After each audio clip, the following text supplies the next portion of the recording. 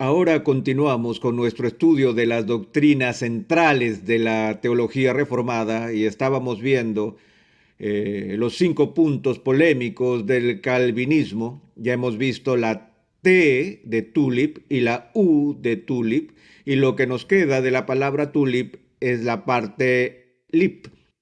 Hoy vamos a empezar con la letra L de tulip, que es la letra que refleja a la expiación limitada. Y creo que de los 5 puntos del calvinismo, este es el más controversial y el que genera tal vez la mayor confusión y preocupación que los demás. Nuestros amigos del grupo dispensacionalista tienen una tradición que hace que se llamen a sí mismos calvinistas de los 4 puntos. Si han oído del calvinismo de 4 puntos, por lo general significa que hay disposición a aceptar 4 de los 5 puntos del tulip, y el punto que objetan es la L de la expiación limitada. Y como ya he dicho, hay mucha confusión en cuanto a la expiación limitada.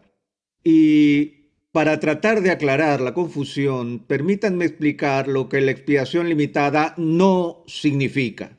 No quiere decir que hay que trazar un límite sobre el valor o el mérito de la expiación de Jesucristo. Por tradición se dice que la obra expiatoria de Cristo es suficiente para todos, es decir, que su valor meritorio es suficiente para cubrir los pecados de toda la gente. Y ciertamente cualquiera que pone su confianza en Jesucristo recibirá la plena medida de los beneficios de esa expiación. Y también es importante entender que el Evangelio debe ser predicado universalmente. Y en ese sentido es que hablamos de una oferta universal del Evangelio, y ese es otro punto controversial, porque por una parte el Evangelio se ofrece universalmente a todos los que estén al alcance de oír la predicación del mismo, pero no es ofrecido universalmente en el sentido de que se ofrezca a cualquiera sin condición alguna. Se ofrece a todo aquel que cree, a todo aquel que se arrepiente. Y obviamente el mérito de la expiación de Cristo se da a todos los que creen y a todos los que se arrepienten de sus pecados. Ahora, una de las formas tradicionales de hablar sobre esto es decir que la expiación es suficiente para todos, pero efectiva para algunos. Es decir, no todos reciben todos los beneficios que se derivan de la obra salvadora de Cristo en la cruz. Léase aquellos que no creen. Pero hasta ahora lo que esas distinciones hacen es diferenciar nuestra teología del universalismo. Y los que son particularistas, es decir, todos los cristianos que no son universalistas, estarían de acuerdo en que la expiación de Cristo es suficiente para todos y efectiva solo para algunos. Y esa distinción entre suficiencia y eficacia no es en realidad de lo que trata esta doctrina. De lo que esta doctrina se preocupa es básicamente esto: ¿cuál es el propósito, plan o diseño original de Dios en enviar a Cristo al mundo a morir en la cruz?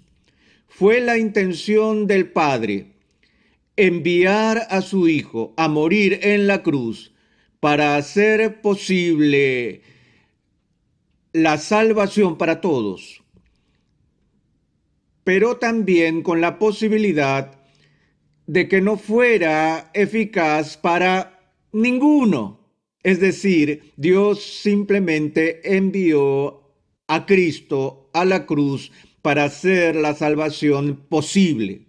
O Dios desde toda la eternidad tenía un plan de salvación por el cual, conforme a las riquezas de su gracia y su elección eterna, diseñó la expiación para asegurar la salvación de su pueblo. Así que de esto es lo que se trata. ¿Fue esto limitado en su diseño original?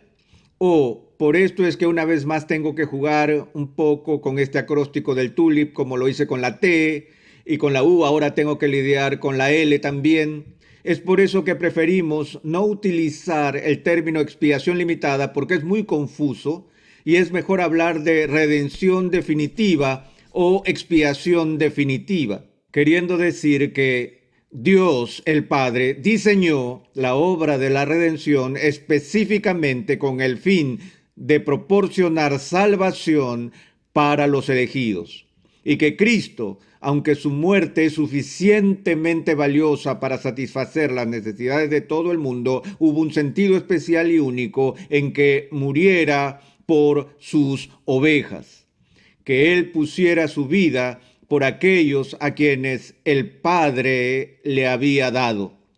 Ahora, el problema que surge de este punto de vista técnico de la teología en términos de los decretos eternos de Dios y su destino y propósito final para la expiación, a menudo se discute a la luz de varios pasajes en el Nuevo Testamento. Por ejemplo, cuando se dice que Jesús murió por los pecados de todo el mundo, que por cierto, creo que estas preguntas difíciles han sido vistas con altura en lo que creo es la mejor aproximación a esta doctrina que se haya escrito. Me refiero al teólogo puritano John Owen en su libro La muerte de la muerte. Por favor, no llame a Ligonier solicitando este libro, ya que no lo tenemos en stock ahora mismo. Si nunca ha leído La muerte de John Owen, le recomiendo que lo haga.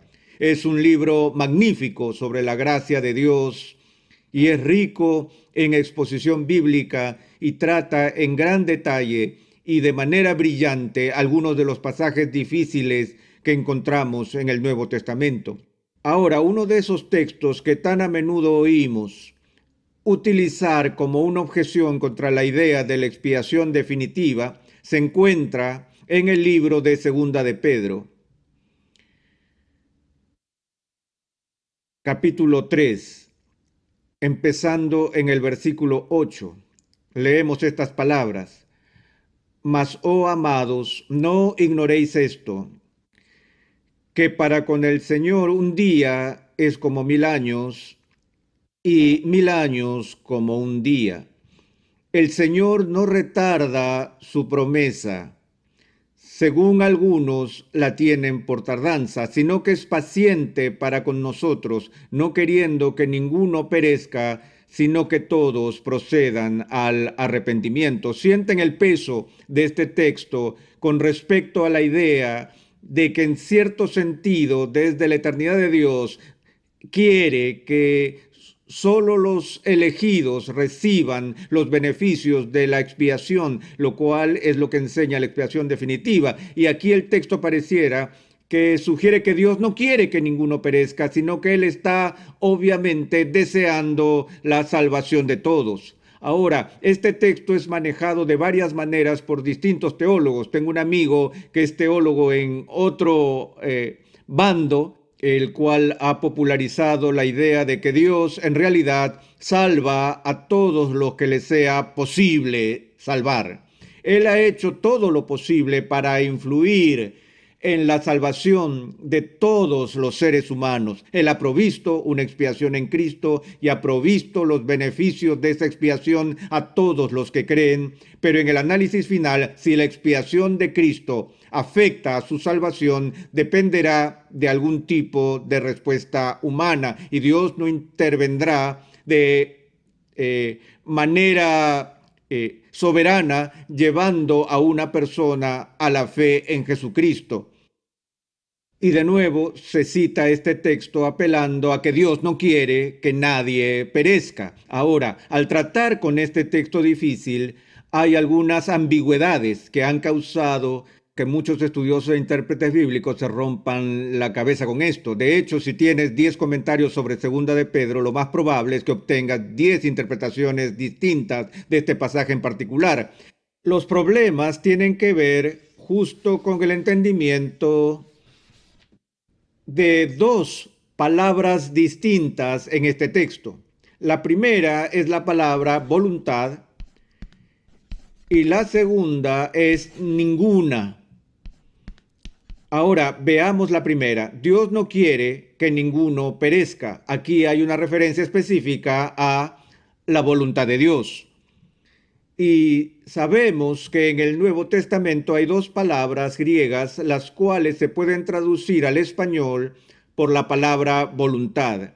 Desafortunadamente, cada una de estas palabras puede tener muchos matices diferentes, y cuando queremos saber específicamente qué tipo de voluntad es esta, no se puede resolver la duda con solo buscar el texto griego y mirar el léxico griego para saber qué se está usando aquí.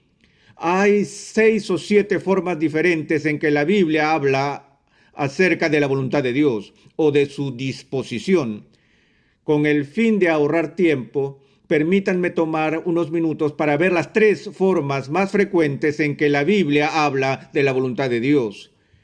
La primera forma que la Biblia habla de la voluntad de Dios es en términos de la voluntad de Dios que decreta, o lo que algunas personas llaman la voluntad soberana efectiva de Dios. Otros la llaman la voluntad definitiva de Dios. Lo que queremos decir con este significado de voluntad o disposición tiene que ver con la voluntad de Dios por la cual Dios lleva a cabo soberanamente todo lo que Él elige hacer. Cuando Dios desea que el mundo llegue a existir, su voluntad lo hace una realidad. Este es un decreto soberano que debe llegar a hacerse realidad, no puede dejar de ocurrir y no lo puede frustrar ninguna fuerza externa. Y a eso nos estamos refiriendo cuando hablamos del decreto soberano de la voluntad. Ahora, supongamos que este texto está usando este significado o matiz de la voluntad de Dios. ¿Qué significa esto? Que Dios no quiere que ninguno perezca. Si ninguno se refiere a cualquier persona, y si lo traducimos para que signifique que Dios decreta que ningún ser humano se pierda, ¿cuál sería la conclusión obvia? Si Dios soberanamente decreta que ningún ser humano perezca, entonces claramente ningún ser humano perecería jamás. Y entonces este texto se convertiría en el texto de prueba clásico para el universalismo. Pero una vez más, el debate sobre el texto no es entre los particularistas y universalistas, es entre partes que afirman al mismo tiempo el particularismo, que no todo el mundo se salva. Y entonces buscamos otros significados posibles para la palabra voluntad. Ahora, la segunda forma más frecuente en que la Biblia habla de la voluntad de Dios es llamada la voluntad preceptiva de Dios. Y un precepto es una ley o un mandamiento, y la voluntad preceptiva de Dios se refiere a los mandamientos que Dios da a las personas. Los 10 mandamientos serían una expresión de la voluntad preceptiva de Dios. Cuando Dios dice, no tendrás dioses ajenos delante de mí, y así sucesivamente, está manifestando su ley. Ahora bien, no podemos desobedecer la voluntad preceptiva de Dios con impunidad, pero tenemos el poder y la capacidad para romper esta ley. Así que hay un sentido en que la voluntad preceptiva no siempre se cumple porque la gente no siempre obedece. Tratemos de nuevo de aplicar este posible significado a este texto, que Dios no está queriendo en el sentido preceptivo que nadie perezca, lo cual significa que Él no permite o da su aprobación o su permiso moral a la gente cuando perecen. Ahora, hay un sentido en el cual eso es cierto, porque aunque Él manda a todos a venir a Cristo, claramente el hecho de no obedecer esa orden sería violar su voluntad preceptiva. Así que yo diría que eso es una interpretación posible de este texto, y hay teólogos de renombre que asumen este significado de la voluntad en este versículo específico. Yo personalmente creo que es un poco incómodo y Simplemente no tiene sentido decir que uno no está autorizado a perecer, y no creo que esté incluso en el contexto. Creo que con el contexto hasta se hace aún más dificultoso. La tercera forma en la que el término voluntad se usa en la Biblia con respecto a Dios es lo que llamamos su voluntad de disposición. Y aquí se trata de una de esas expresiones antropomórficas que se refieren a las emociones de Dios, lo que agrada a Dios, lo que hace que Dios se complazca y lo que hace que Dios se aflija y ese tipo de cosas. Y se nos dice en varias partes de la Escritura, por ejemplo, que Dios no se deleita en la muerte de los malvados.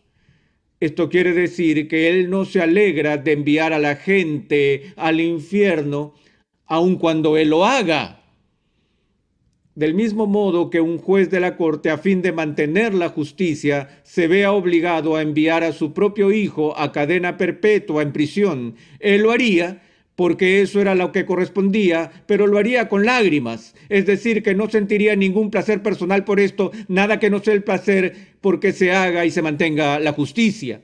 Entonces, en este caso sería un reflejo de lo que significa la disposición de Dios, como él dice, como lo dice la Biblia en otro lugar, que Él no se deleita en la muerte de los malvados, que aquí la voluntad de Dios en un sentido disposicional no desea que nadie perezca, sino que todos procedan al arrepentimiento. Así que esas son las tres formas básicas en que esta palabra puede ser utilizada. Y para mí, ¿cuál de estas es la más apropiada? Se determinará por la referencia a la segunda palabra en discusión, la palabra ninguna. Si de hecho Pedro está hablando de ninguno, refiriéndose a todos los seres humanos en este mundo, entonces yo llegaría a la conclusión de que solo podría significar la disposición o la voluntad de disposición de Dios. Pero yo no creo que él esté hablando de nadie en un sentido absoluto y sin restricción. Cada vez que usamos la palabra ninguno, estamos asumiendo alguna referencia. Ningún qué, ninguno de qué grupo. No es cierto que Pedro no dice que Dios no quiere que ninguna persona perezca. Tuvimos que considerar tal persona como si se entendiera tácitamente. Pero ¿hay alguna otra posible referencia a la de ninguno, además de ningún ser humano? Bueno, obviamente hay otras posibilidades, ninguna de las cuales es una clase específica. Aquí tienen un tipo de gente y esta palabra gente hace una clase distintiva, y si dije ninguna de esa clase me refería a ninguna persona, o podría tener otra clase, una clase llamada judíos. Y si hablo de cualquiera en esa clase, me estaría refiriendo a cualquiera que sea judío o americano o de cualquier otro grupo que yo incluya en ese círculo. Creo sinceramente que de lo que Pedro está hablando aquí es de ese grupo que se menciona con frecuencia en su epístola por el término elegido. Ciertamente la Biblia habla con frecuencia de los elegidos, y los elegidos conforman un grupo distintivo. Y la pregunta es, ¿está Pedro hablando aquí acerca de gente? ¿Está hablando del grupo de discípulos del cual Pedro era miembro? ¿O está hablando de todos los elegidos? Recordamos en el Evangelio de Juan cómo Jesús menciona que ninguno de aquellos que el Padre le ha dado perecerá, y que todos ellos vendrán a la fe, para que todos en ese grupo de los que son elegidos sean sin duda redimidos. Ahora, de nuevo, Pedro no es específico aquí sobre a qué grupo se está refiriendo con la palabra ninguno, pero no está del todo en silencio. Si miramos atrás en el texto y vemos con cuidado, leemos esto en el versículo 9 del capítulo 3. El Señor no retarda su promesa, según algunos la tienen por tardanza, sino que es paciente para con ¿quién? Es paciente para con nosotros.